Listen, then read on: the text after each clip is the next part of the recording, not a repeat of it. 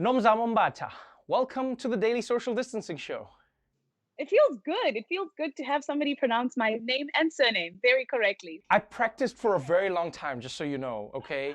It was like I sat the whole day, I was like, Nomzamo Mbatha. And then I Not practiced and I involved. practiced and I practiced, yes. And I just sat there and I was like, I'm gonna practice. How are you?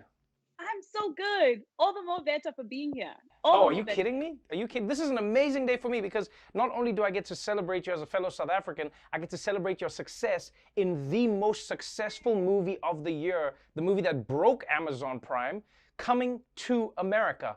Congratulations on not just being part of the biggest film, but also being one of the breakout stars. I mean, do you ever take a moment to think about how amazing that is? Eddie Murphy, James Earl Jones, Arsenio Hall, Wesley Snipes, Leslie Jones, Jermaine Fowler, and so many people are like, man, that Nomzamo, she's amazing. It is crazy. It is crazy. I mean, honestly, it's been an out of body experience for the longest time. But I think you would be able to let me know, how to, go about this Hollywood thing because having to call Eddie Murphy Eddie, yeah. When Eddie came onto set or Arsenio and it's not Arsenio Hall or Wesley. So yeah, it's been an amazing journey, honestly, and a very incredible out of body coming together, like a full circle moment for me. Your Coming to America story was almost as crazy as the original Coming to America story because you had to audition for this movie. You weren't in the country when you were doing it. Walk me through the story of how you came to be one of the stars in the movie. So it's crazy. I'm in the UAE. I literally flew from New York to Switzerland to the UAE. By the time that I'm in the UAE, I'm supposed to fly back to South Africa because I'm supposed to go and host the South African Music Awards. Yes. Right. I get a call the night before my flight from my agent, and he says, "You want to be in the room for this one. You can send a self tape, but you want to be in the room." And I was like, "Listen, I've spent so much money flying in and out. These auditions are not working out, and I'm not going to spend another penny." And he said, "Well, it's for a lead in Coming to America." And I was like, "Well, I don't know. Fire the jet. Hello." So I literally changed my flight from flying out of Abu Dhabi to South Africa to a new flight from Dubai to LA. And so I canceled that and I drove from Abu Dhabi to Dubai, caught a flight from Dubai into LA, and I made it onto the offices of Leah Butler, and I did my audition. It is quite a feat, because I mean, getting into an American film is already a big jump. Getting into a major marquee film is another jump. But I mean, to be seen as one of the breakout stars of it is the ultimate celebration of what you have done. And, like Eddie, for instance, even said, he's like, you have the most authentic accent. He's like, he loved how you were doing the thing. You play Jermaine Fowler's barber in the story, and the love interest. And what's cool about the story is you don't know which way it's going. You're like, are we gonna stay in Zamunda? Or are we gonna go back to America? But here you are in this world. Was it interesting for you when you were getting the job? Because I mean, a lot of people don't know this, especially like Americans. They just go to other countries and they work. You can go to another country and you can work. And then if you're British, you can just go to another country and you work. But as a South African, there's such a big process behind. Like, you had to go to get a visa and everything, right? They had to approve you to come and do the job. I mean, first of all, you are coming into America with a tourist visa. Right.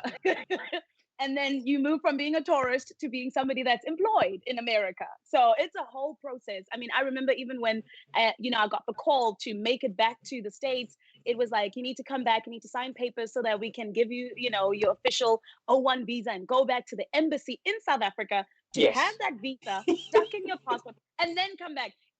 Let me tell you, I was like, I really genuinely deserve this movie because I've worked really hard for it. Did anybody say anything to you at the visa place? Because I remember one of my favorite things about the process. Americans don't realize you do this. So to everyone who's watching who doesn't understand, this is how it works for a lot of countries around the world. If you're going to come work in America, you can come in for the interview, and then Americans can accept you for the job, but then you have to go back to your country so that Americans in your country can stamp your passport and put a visa in your passport so that you can come back to the country, which is America, so that you can get the job. And what happens in between is you meet some of the most interesting people in the process. So on my side, I'll never forget the guy who was working, immigration. He looked at my visa and he's like, "Yo, man, your visa says you got an O1." And I said, "Yeah." And he said, "Man, O1 means you the best of the best."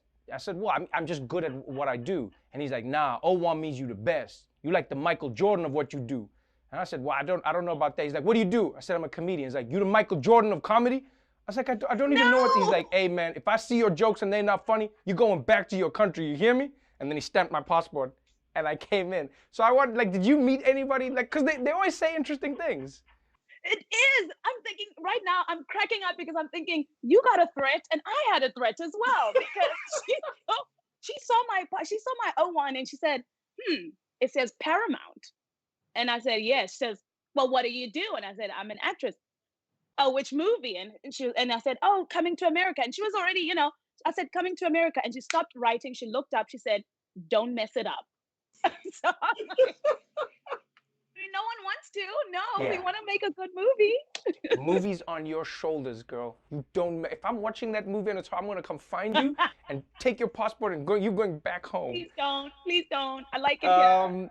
No, it's only been a success story. It's been beautiful. People have been celebrating you back home. You know, everyone's excited. They're just like, oh, Nomzamo, you've done it for us. It's a new journey now, and I know it's scary and it's a crazy time to come to America during a pandemic, but you have dreams, you have hopes, you have aspirations. What are you hoping to do now that you're in this new world, you know, building on the success from South Africa into the US? Honestly, just to continue to do the work that I do, to continue to work with the United Nations, the Refugee Agency, to continue to make more films. Right now, I want to get into producing as well. I think I'm in that space, just like that creative. What are you doing for life though? Like, because this is a question I love asking people who've just come to a new country. Like, so do you have any favorite things you do in LA? Do you have like, because it's pandemic plus a new country. So what is your like normal life now? Do you have any normal? Honestly, when you come to America, I think you've said this before about the eating. So there's the first couple of months of just eating and thinking that it's not going to go anywhere. And then you want to go home and everyone says, my goodness, America is so good to you. Your cheeks.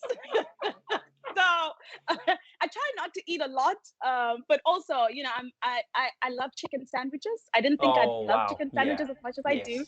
I enjoy chicken sandwiches. What's the most American thing that? The crossing of the street was kind of very hard for me in the beginning. Honestly, looking the wrong way. Yeah, definitely. I was trying not to die in America. It's very expensive to transport a body home. So there was just those kind of things that I was going through. But I honestly, it's very hard to come into a new country as a person who's on the other side. Yes, so I had a lot of culture shock, but there's a lot of learning as well. So, I mean, what do I do? I haven't hiked. I haven't done the normal touristy things. I haven't gone to the Hollywood Walk of Fame, so I'm taking it slow. Oh, I love it. So what you need to do is, I'll give you a few tips for LA. What you need to do, you need to get like a really nice dog, and then you need to go for a hike. But then you need to dress as if you didn't care, but you have to dress as if you're on a runway, and then you go for the hike, and then make sure you don't sweat, but make it look like you were working out. Exactly. And do I need to have a bottle of water as well? But it must be like a special type of bottle. Like it must be a bottle that says something about you as a person. Very natural, but not too natural. Very, very natural. I mean? And then and then just enjoy LA. Be yourself, but don't be yourself. Just be who you think you should be, and you'll have a good time. This is too hard for me. This is too hard for me. I don't think I can be able to do it. I don't know. Can I tell you can I tell you the thing for real though is that's the great thing about what you're doing. What a lot of people do is you are you, and people are loving you for that. I think that's why you're successful in the movie. You play the character fantastically, and I think when people meet the real Nomzamo in real life, they go like, wow, she's even more of a princess in real life. So I think you're going to experience more success, more joy, and you have no risk of somebody taking away that passport. Thank you so much for joining me on the show. Thank you so much. And I can't wait to see you when the lockdown ends. Yes, please. Stay safe, okay? All right, bye. And we're so proud of you. Yes. Thanks, Trevor. Bye.